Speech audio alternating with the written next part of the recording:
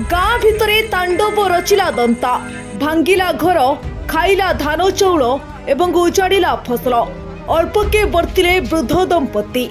Dhenkanal बनखंड महाबीरोड range डिहडोल forest section अंतर्गत जह्नपड़ा गाँव में तांडव रचिला गोठ छड़ा दंता।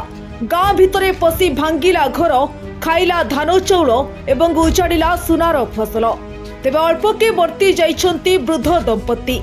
गाँव दयानिधि दलैंको परिवार लोके शोइथिबा बेले गोठछड़ा दंता हाथीटी घरद्वार भांगी प्रथमे धान बस्ता को टेकी नेइथिला। परे घर कांथ भांगी चाउल खाइबा सह बुनु साहू एवं बाबुली साहूको कोबी फसल नष्ट करिथिला। एथि सहित गाँव में व्यापक परिमाणर धान आखु बाइगण फसल मध्य उपद्रवरे प्रभावित होइतिबा अभियोग होइछि। दयानिधि एवं तांको स्त्री दंता हाथी आक्रमणरू अल्पके बर्ती जाइछंती।